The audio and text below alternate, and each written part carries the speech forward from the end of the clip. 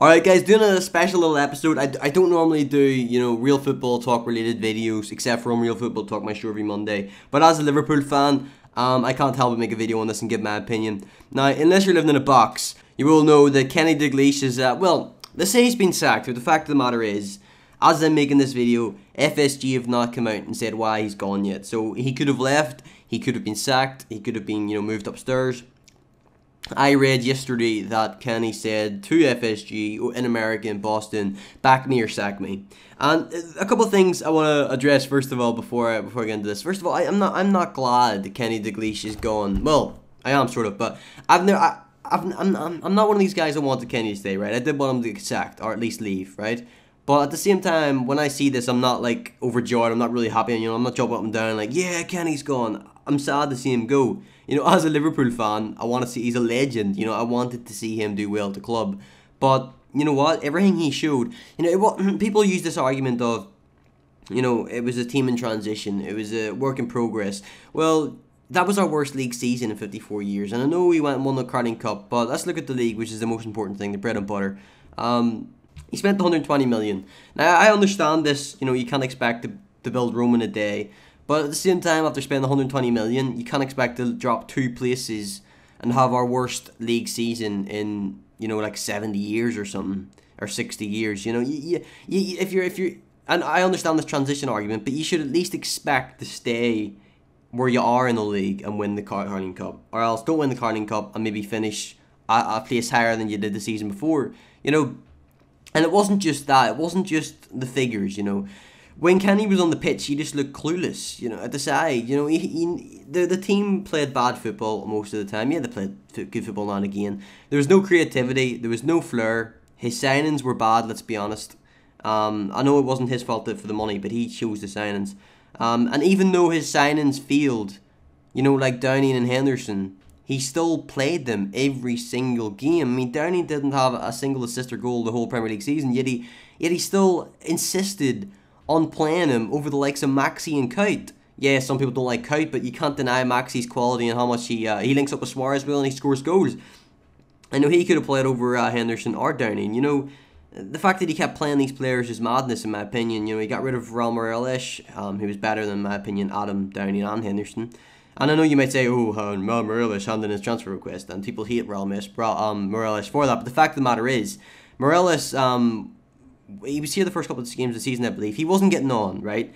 He's seen 2 players come in ahead of him. Jordan Henderson and Adam were going to get starting places over Dalglish. That's a fact, right? Then you had Gerrard and Lucas. When they're fit, they're going to have midfield. So here's Dalglish sitting on the bench. And Chelsea want him. Of course he's going to go to him rather than be a bench warmer at Liverpool. Yeah, you might say he's a bench warmer at Chelsea, but he's going to get a lot more games. And the second thing is, the old owners and Hudson said to Dalglish when he signed a verbal agreement that he double his wage salary.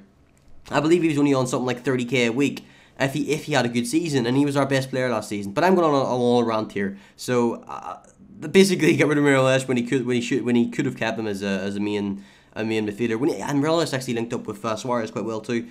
He doesn't have any plan B. When something's going wrong, he never seems to have a plan B. And I just don't I love the guy, he's a legend, but I don't rate him as a manager. It's as simple as that.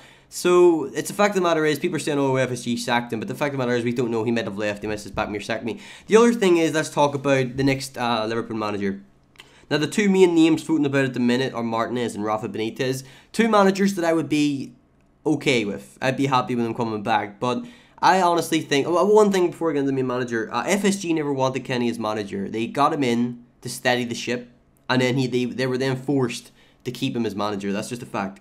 After he had such a good ending in the season, the fans would have been raging if they didn't make him full time. But as I was saying, Rafa Benitez and Martinez are the 2 main guys for the job at the minute. Rafa Benitez, you might say, has gone back to the past again. I do rate him as a manager. I think he's a great tactician. I would be happy to see him come back, but is going back to the past like we did with Kenny a good option? I don't know. I'd be happy to see him come back, but he's not my first choice, I wouldn't say. As for Martinez, if he took the job, I would not be disappointed. But the thing with Martinez is, there's 2 things. First of all, he's a risk. He did well at Swansea, he did well at Wigan, right? They're 2 small clubs. The other risk is this, that if Martinez comes in, he's not going to attract big players. You know, he's not a big name in Europe. You know, people are not going to sign for Martinez. You know, that's the other risk we got there.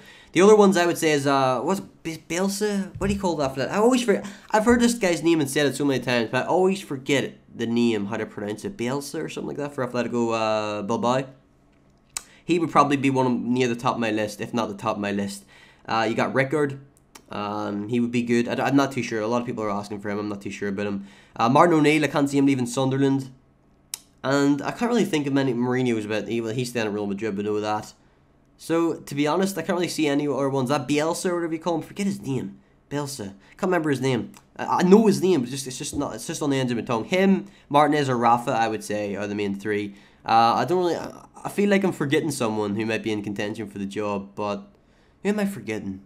I don't know, I'm probably forgetting someone, but my mind's blank, so what can you do about it? Well, Pep Guardiola, obviously, he's always admired Liverpool, but I can't see them tempting him back into football so soon. But guys, you know what?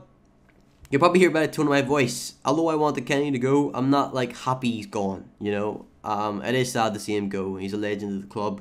But give me your opinions, Liverpool fans and non-Liverpool fans. What do you think? Do you think it was the right decision? And if so, who do you think, and even if not so, who do you think should be the next Liverpool manager? Guys, this has been Maxwell. A bit of a downbeat video, even though it's what I wanted. It's quite sad to see. This has been Maxwell. This has been a sort of not official Real Football Talk. See you all later.